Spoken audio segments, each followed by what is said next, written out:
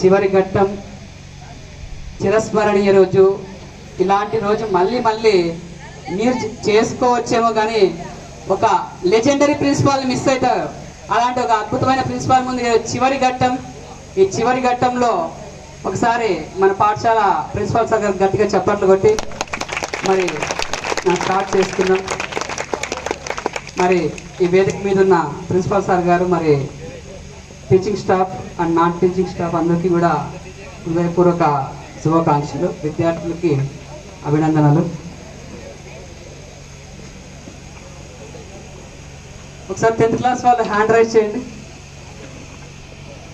Okay okay, మీరందరూ కూడా రిలాక్స్గా కూర్చోండి. మీకు ఎలా కంఫర్ట్గా ఉంటుందో అలా రిలాక్స్గా కూర్చోండి. First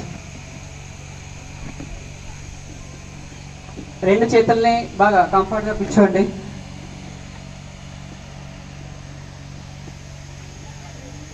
close your eyes. మీకు ఎలా కంఫర్ట్గా ఉంటే అలా కూర్చొని close your eyes. Take a deep breath. Slowly, చాలా స్లోగా బ్రీత్ తీసుకోండి. నిదానంగా శ్వాస తీసుకోండి. నిదానంగా ఆ శ్వాసను వదిలేయండి. Once more, take a deep breath. Take a deep breath. చాలా స్లోగా డీప్ బ్రీత్ని తీసుకోండి. చాలా స్లోగా గాలిని మీ శ్వాస తీసుకోండి. నిదానంగా నిదానంగా ఆ గాలిని వదిలేయండి. Relax relax. Slowly open your eyes. Relax. Deep breath makes a miracles. మనం ఎగ్జామ్లో టెన్షన్ వచ్చినప్పుడు డీప్ బ్రీత్ తీసుకుంటే ఆ టెన్షన్ వెళ్ళిపోతుందండి. ఏం తీసుకోవాలి?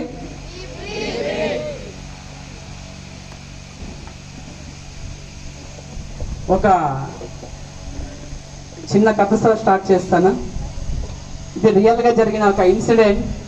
నల్గొండ జిల్లాలో జరిగిన ఎగ్జాక్ట్ ఇన్ఫర్మేషన్ ప్రకారం నల్గొండ జిల్లాలో జరిగిన ఒక ఇన్సిడెంట్. ఒక సింగిల్ ఉమెన్, ఆమెకి ఒక కొడుకు లేక లేక ఒక కొడుకు పుడతాడు. వాళ్ళమ్మ కన్ను లేదు, ఒక కన్ను లేదు వాళ్ళ అమ్మకి. వాళ్ళకి ఒక బాబు. ఆమె పల్లెల్లో ఉంటే పని దొరకడం లేదు, కూలి పని కూడా దొరకడం లేదు, సరిగా గిట్టడం లేదు అని చెప్పేసి టౌన్కి వెళ్ళిపోతుందండి. ఒక సిటీకి, నల్గొండ సిటీలోకి పోతుంది. పోయిన తర్వాత పెద్ద పెద్ద అపార్ట్మెంట్లు ఉంటాయి కదా. ఎంతమంది చూసారు అపార్ట్మెంట్లో? ఓకే, ఆ అపార్ట్మెంట్లో 60 నుంచి 70 ఫ్లాట్లు ఉంటాయి. ఆ ఫ్లాట్లో పాచి పని చేస్తూ, సామాన్లు కడుగుతూ, ఆ బట్టలు దుక్కుతూ, బెట్టి చాకరీ చేస్తూ ఆ వచ్చిన డబ్బుతో వాళ్ళ పిల్లల్ని ఒక గోల్డెన్ స్కూల్లో వేస్తుందండి. ఎప్పుడైనా కూడా వాళ్ళ అమ్మకు అనిపిస్తుంటుంది, అక్కడ ఆ ఫ్లాట్లో పని చేసేటప్పుడు వింటుంటుంది అనమాట. ఈరోజు మా అబ్బాయి స్కూల్లో స్కూల్ డే ఉంది, యాన్యువల్ డే ఉంది, ఈరోజు సరస్వతి పూజ ఉంది, నేను వెళ్ళాలి, తొందరగా సామాన్లు కడిగేయమ్మా, లేకపోతే తొందరగా వాష్ చేసేయమ్మా అని చెప్తాడు అనమాట. ఆ మాట విన్నప్పుడల్లా ఆమెకి ఒక ఆలోచన, నా కొడుకు కూడా నన్ను ఏదో రోజు పిలుస్తాడు కదా అని. అలా కొన్ని రోజులు గడిచిపోతాయి. అబ్బాయి స్కూల్ డేస్ అయిపోతాయి, కాలేజీకి పోతాడు. ఏ రోజు కూడా ఆ అబ్బాయి వాళ్ళ అమ్మని పిలిచలేదు. స్కూల్ డేకి కానీ, సరస్వతి పూజకు కానీ, ఇంటర్లో కాలేజ్ ఫెస్టివల్కి కానీ ఏంటికి పిలిచలేదండి. వాళ్ళమ్మ ఆ దాచుకున్న డబ్బులతో ఒక కొత్త చీర కూడా కొనుక్కుంటుంది. అంటే ఎప్పుడు కూడా మాసిన చీర, చినిగిన చీర, ఇవే ఆమె రోజు వేసుకునేది బట్టలు. ఓకే, కొన్ని రోజుల తర్వాత కాలేజ్ అయిపోతుంది. కాలేజ్ అయిపోయి ఓ రోజు చాలా బాధపడుతుంది. ఇన్ని సంవత్సరాలైనా నా కొడుకు ఏ రోజు పిలిచలేదు అని చెప్పేసి మనసులో బాధపడుకుంటూ కొడుకుతో అడగాల వద్దా అని చెప్పేసి అడుగుతుందండి మనసులో మాట. ఏరా, ఇట్లా నేను పాచి పనికి పోయినప్పుడు పెద్ద పెద్ద ఫ్లాట్లలో వాళ్ళు స్కూల్ డేకి పోతా ఉంది, మా పిల్లల స్కూల్ డే ఉంది ఈరోజు, మేము తొందరగా వెళ్ళాలి స్కూల్కి, ఆ ప్రోగ్రామ్ వెళ్ళాలి అంటుంటారు. నువ్వు ఏ రోజు నన్ను పిలిచలేదంటే, ఏంటి నీకు ఎలా ఉంది, అని అక్కడి నుంచి ప్లేట్ ఇసిరి పారేస్తాడు. ఆ ప్లేట్ ఇసిరి పారేసి తన్నేసి నువ్వు అసలు నార్మల్ ఏంటి, నీకు అసలు డ్రెస్ సెన్స్ ఉందా, చినిగిపోయిన చీర, చినిగిపోయిన ఆ వాసన చూసే నాకు తట్టుకోలేను, ఆ కంపు వాసన. నువ్వు గనక నాతో పాటు స్కూల్కి వచ్చావంటే వాళ్ళందరి ముందు నేను చులకనైపోతా. నీకు అసలే కన్ను లేదు, కన్ను లేకుండా దాన్ని నిన్ను ఎవరు చూస్తారు, అన్ని కూడా తక్కువగా మాట్లాడతారు, ఎవరు కూడా నాతో మాట్లాడరు, ఎప్పుడు కూడా నేను పిలిచికెళ్ళను అని గట్టిగా చెప్పి వార్నింగ్ ఇచ్చి బయటకు వెళ్ళి బైక్ తీసుకొని వెళ్ళిపోతాడండి బయటికి. ఆ బైక్ కూడా వాళ్ళమ్మ పాచి పని చేసి ఆ ఇంట్లో పని చేసి ఆ వచ్చిన డబ్బులతో బైక్ తీసిచ్చింది.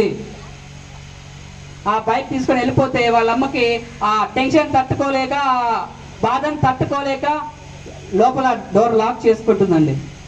డోర్ లాక్ చేసుకొని ఒక కొత్త చీర కొనుక్కుంది కదా, ఆ చీరతో సూసైడ్ చేసుకుంటుంది.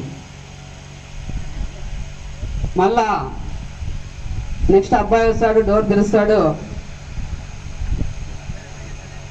డోర్ తెరిస్తే ఆ అబ్బాయి కనిపించేటట్టు ఒక పేపర్ రాసి పెట్టి పోతుంది అన్నమాట, చనిపోతుంది. ఎన్నో సంవత్సరాలుగా చినిగిన చీర, నలిగిన చీర, మాసిపోయిన చీర, వాసన వచ్చే చీర, కంపు కొట్టే చీర, అలాంటి చీరతో బతికిన ఒక తల్లి, కన్ను లేని తల్లి ఈరోజు చనిపోయి శవమయ్యి ఈరోజు ఉంది. అక్కడ ఒక పేపర్ ఉంది. ఆ పేపర్లో ఏముందంటే, నాన్న నిన్ను పెంచిన విధానం నాకు ఎంతో గర్వంగా ఉంది, ఇంకా నేను చనిపోతే ఏం చెప్పలేను కాబట్టి చివరిసారిగా ఈ లేఖలో చెప్తున్నా అంటుంది. ఆ లేఖలో ఏముంటుందంటే, నాన్న నీకు 3 నెలల వయసులో ఉన్నప్పుడు, నువ్వు హాస్పిటల్లో ఉన్నప్పుడు, నువ్వు ఏదో దొర్లుకుంటూ బెడ్ నుంచి కిందకు పడి ఒక ఇనుప ముక్క నీ కన్నుకు గుచ్చుకుంటే నీ కన్ను కన్ను నిండా కన్నంత రక్తం వచ్చి కన్నంత చీలిపోయి నీ కన్ను ఒకటి వెళ్ళిపోతే మీ నాన్న ఒక్కటే అన్నాడు, నువ్వు ఆ పిల్లని వదిలేస్తావా, అవిటి పిల్లవాడిని మనం పెంచినా కూడా సమాజంలో మనకి ఏం బాగుండదు, ఏం బాగోదు, అందరూ అవిటోడు అంటారు, అవిటి వాళ్ళ నాన్న అంటారు, నేను కావాలంటే ఇంకో పెళ్లి చేసుకుంటాను కొట్లాడితే, లేదు నాకు నా కొడుకు కావాలి, నువ్వు కావాలంటే వెళ్ళిపో అంటే వాళ్ళ నాన్న వెళ్ళిపోతాడు. కానీ వాళ్ళ అమ్మ ఆ కొడుకుని అలాగే పెంచుతుందండి. ఆ రోజు మీ నాన్న వదిలి వెళ్ళిపోయాడు, కానీ ఏ రోజు కూడా నాన్న ఎక్కడా నువ్వు అడగలేదు, నేను కూడా నువ్వు అడగలేదు కాబట్టి చెప్పలేదు, ఈరోజు చెప్తున్నా. ఆ రోజు మీ నాన్న నీ కోసం వదులుకున్నాను నాన్న, నేను బతకాలంటే ఏదో చిన్న పని చేసుకుంటే బతుకుంటా, కానీ నీ కోసం ఈ రోజు బతికినా.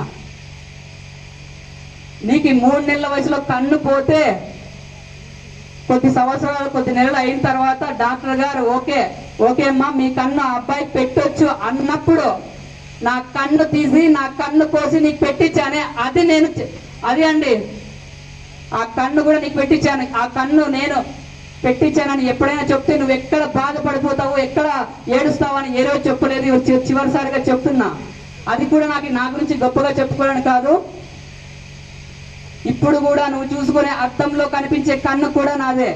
నీ కన్ను నా కన్ను, నువ్వు అద్దంలో చూసుకున్న ప్రతిసారి నా కన్ను సాటిస్ఫై చేశాను, నీకు గుర్తు రావాలని చెప్పి చచ్చిపోతుందండి. అలాంటి అమ్మని ఈరోజు మనం బొమ్మ చేసి ఆడుకుంటున్నాం. అలాంటి తల్లిదండ్రులు కూడా ఉన్నారు. ఎంతమందికి మీకు అమ్మ అంటే ఇష్టం? ఓకే, ఎంతమందికి మీ నాన్న అంటే ఇష్టం? నిజం.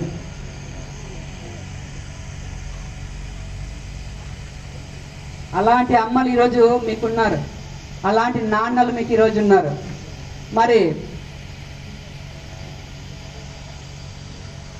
ఉముల్ కేర్ మనకి ఇంకా 10th క్లాస్ ఎగ్జామ్ కి ఎన్నో తేదీ అండి ఎగ్జామ్ చెప్పండి?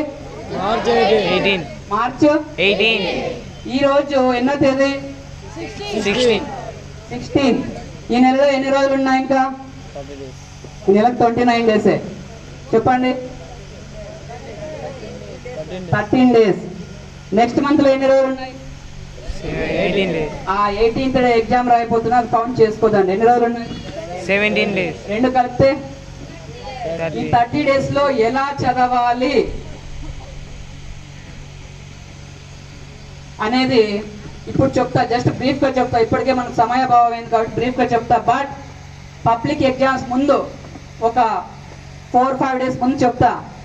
ఏం మీరు చదవకుండా జస్ట్ చదివేది రాస్తే చాలు, రాసేది ఒకటి వస్తే చాలు, చదివేది ఒకటి వస్తే చాలు.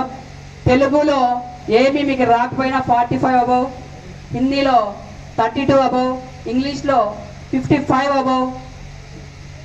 ఇలా ఎలా తెచ్చుకోవాలి, ఎగ్జామ్లో పేపర్ ఎలా ప్రజెంట్ చేయాలని ఇప్పుడు చెప్తే మిగతా చిన్న పిల్లలు కూడా ఉన్నారు, వాళ్ళకి ఇది అవసరం లేని సబ్జెక్ట్ కాబట్టి 10th వాళ్ళకి సపరేట్గా చెప్తాను. బట్ ఇప్పుడు కన్సిక్వెన్స్గా ఎలా చదవాలి 30 days అనేది ఒక 10 minutesలో మీరు అవకాశం ఇస్తే చెప్తా, లేదంటే మీకు 1 week బిఫోర్ చెప్తా.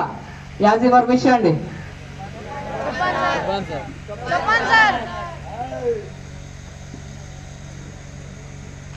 మార్నింగ్ ఎన్ని గంటలు లేపి ఇక్కడ లేస్తున్నారండి?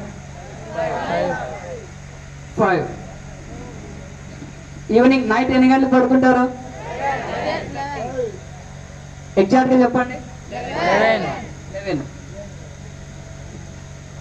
నేను ఎలా చదివాను చెప్తాను, మీకు ఒక చిన్న సీక్వెన్స్ ఐడియా వస్తుందండి.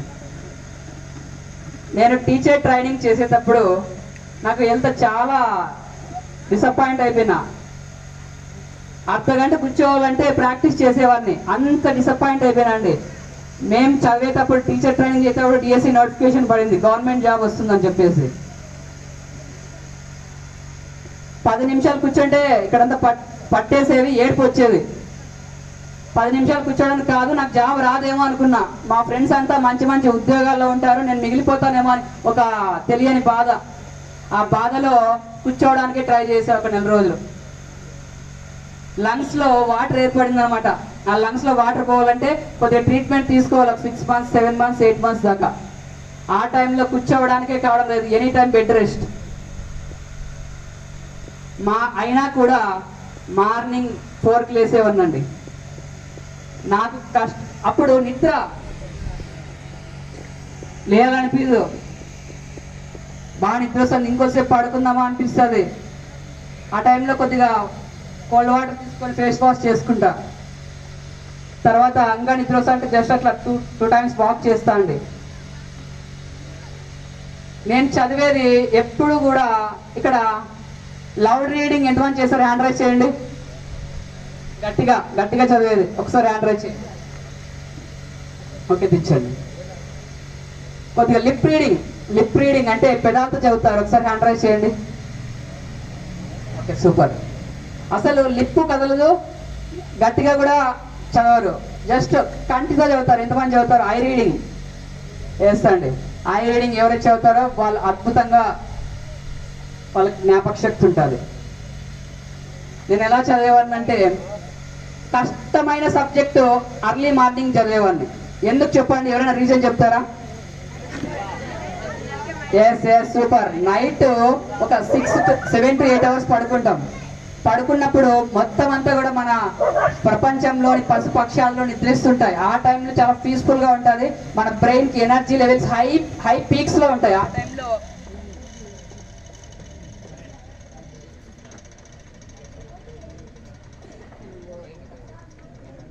లాస్ట్ ఒకసారి హ్యాండ్ రైజ్ చేయండి వినిపిస్తుంటే. ఓకే, బోరింగ్గా ఉందా? ఇక్కడ 10th class వాళ్ళకే కాదు, ఈవెన్ 5th వాళ్ళకి కూడా యూజ్ అవుతుంది. ఇప్పటి నుంచే మీరు ఎలా చదవాలనేది ఒకసారి ఒక ఐడియా వస్తుంది. మీకు కష్టమైన సబ్జెక్ట్ ఏదైనా ఉందా? ఇంకా ఫిజిక్స్. ఓకే, నాకు ఈజీ అయిన సబ్జెక్ట్ తెలుగు. నాకు కష్టమైన సబ్జెక్ట్ వచ్చి ఫిజిక్స్ ఉండిందండి. అర్లీ మార్నింగ్ 4కి లేచినప్పుడు కన్ను నిద్రపోతూ ఎలా చదవాలో ఒక చిన్న టెక్నిక్. నేను ఒక లైన్ చదివేవాడిని ఫుల్ స్టాప్ వరకు. ఒక ఊరిలో ఒక అవ్వ ఉండేది.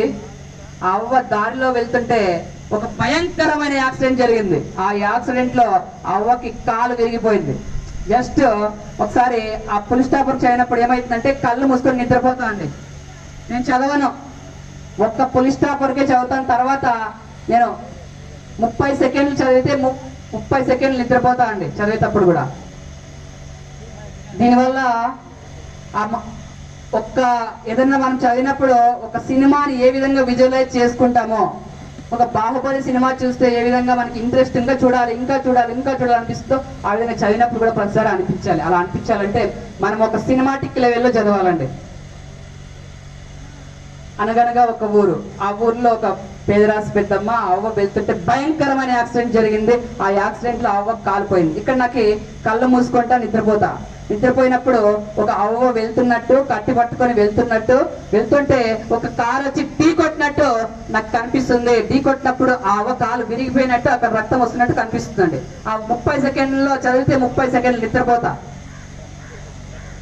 ఇది మనం చదివే సీక్వెన్స్. ఒకవేళ మీరు ఇంగ్లీష్ మీడియం కొద్దిగా కష్టంగా ఉంది అనుకుంటే 10th క్లాస్ వరకు నేను కూడా తెలుగు మీడియం చదివానండి. తెలుగులో చదివేటప్పుడు first Telugu medium text book ముందు పెట్టుకున్నా, ఈ పక్క ఇంగ్లీష్ మీడియం టెక్స్ట్ బుక్ పెట్టుకున్నా. సేమ్ 10th క్లాస్ అనుకోండి, 10th class Telugu medium, English medium. Telugu అర్థమవుతుందా? ఎంతమందికి అర్థమవుతుంది?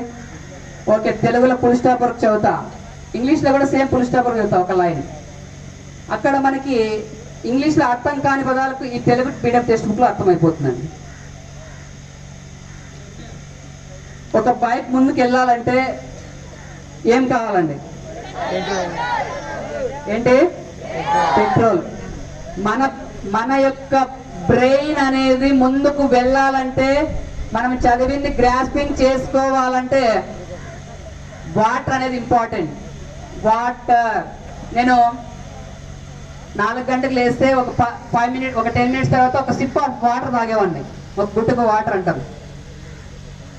ఆ వాటర్ తాగినప్పుడు రిసీవింగ్ పవర్ పెరుగుతుంది. ఇక్కడ చూడండి, ఇంకోటి చాలా మంది ఎయిర్ ఎక్కువ ముందు పెంచేసుకుంటారు. అలా కాకుండా వెనక ఎలా అయినా ఉండి ముందు మాత్రం కొద్దిగా చిన్నగా చేసుకోండి. ఎందుకంటే ఇక్కడ రిసెప్టార్స్ ఉంటాయి అనమాట. గ్రాస్పింగ్ పవర్ పెరగాలంటే ఇక్కడ చిన్నగా ఉండాలి ముందు. ఇక మనకి ఆల్ లెవెల్ ఆఫ్ స్టూడెంట్స్ ఉన్నారు కాబట్టి ఎక్కువసేపు సోది కొట్టుకున్నా ఇంకా లాస్ట్ 1 minute లో ముగిస్తాను.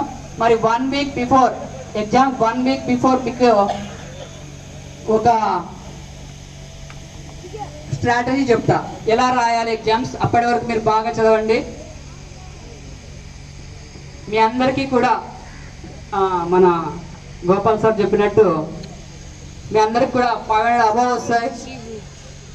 మీరు నార్మల్ స్టూడెంట్స్ కాదు. అందరికీ రావు, కొంతమంది మాత్రమే ఉన్నారు, వాళ్ళు చదవాలి. ఇంకో అండి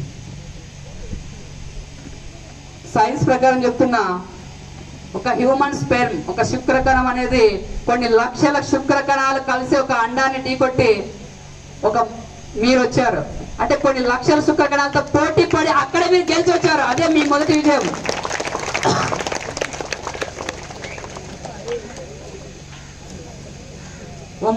ఉముల్ కేర్, ఆ అమ్మాయికి 16 చోట్ల సర్జరీ జరిగింది. 16 చోట్ల ఎముకలు ఇరిగిపోయాయి. అయినా కూడా అమ్మాయి పట్టుదలకుండా ఒక మురికివాడ, ముంబైలోని మురికివాడ నుంచి వేరే ప్లేస్కి వెళ్ళి పిల్లలకు ట్యూషన్ చెప్పి పైన ఇట్లా చిన్న గుడిసండి, వర్షం పడితే పైన నుంచి ఇలా ధారాళంగా పడుతూ ఉంటుంది వర్షము. ఆ వర్షం పడినప్పుడు ఏంటంటే పిక్కు వంటి ఇలా కూర్చుంటుంది. చిన్నపిల్లలకు ట్యూషన్ చెప్తూ ₹10 ఇస్తే దాంతో చదువుకుందండి. ఆ అమ్మాయి కలెక్టర్ అయింది. ఆ అమ్మాయి ఎవరో కాదు, ఉముల్ కేర్. అలాంటి వ్యక్తులు ఇన్స్పిరేషన్ గా తీసుకుందాం మనం. ఒక బ్రెడ్ ముక్క తీసుకుంటే దాని మీద పాచి ఎంత వస్తుంది, ఆ పాచిని తినలేక పారేస్తాం మనం. ఆ పాచిని తీసేసి మళ్ళీ అదే తింటుందండి అమ్మాయి. వాళ్ళ అమ్మ చిన్నప్పుడే చనిపోతే వాళ్ళ నాన్న ఇంకో పెళ్లి చేసుకుంటాడు. వాళ్ళ నాన్న ఇంకో పెళ్లి చేసుకుని ఆ అమ్మాయిని అన్ని వెట్టిచాకి చేసి స్కూల్కి పోతూ అంటే ఆ అమ్మాయి అక్కడ నుంచి 7th క్లాస్ లో బయటకు వచ్చేస్తుంది. వేరే మురికివాడలో ఉంటుంది. అలాంటి మురికివాడలో పైన కొట్టం ఉంటుంది. ఆ అమ్మాయికి వంట చేసేకి రాదు, ఏమి రాదు. ఎవరో ఇచ్చిండే పాచిపోయిన బ్రెడ్ ఇస్తే దాన్ని చిలుపుకొని వేరే వాళ్ళు పారేసిండే అన్నాన్ని తీసుకొని భూమి మీద తీసుకొని ఆ అన్నాన్ని తీసిన రోజులు ఎంతమందికి ఉన్నాయని ఈరోజు. అంత అదృష్టమైన వాళ్ళు మీరు. నీకు ముజిసిక్ 2 చేతులు లేవు, 2 కాళ్ళు లేవు, అయినా కూడా ఈరోజు గ్రేటెస్ట్ ఫేమస్ పర్సన్ అయ్యాడు. స్టీఫెన్ హాకింగ్ నడవలేడు, కదలలేడు, మెదలలేడు, కానీ ఈ ప్రపంచాన్ని చరిత్ర సృష్టించగల ఏకైక వ్యక్తి, అంతరిక్షాన్ని పరిశోధించిన ఒక అద్భుతమైన లెజెండరీ పర్సన్, కాళ్ళు చేతులు లేని ఒకే ఒక వ్యక్తి స్టీఫెన్ హాకింగ్. అలాంటి వ్యక్తులు ఇన్స్పిరేషన్ గా తీసుకొని ఈ రోజు నుంచి స్టార్ట్ చేయండి ఎలా చదవాలని.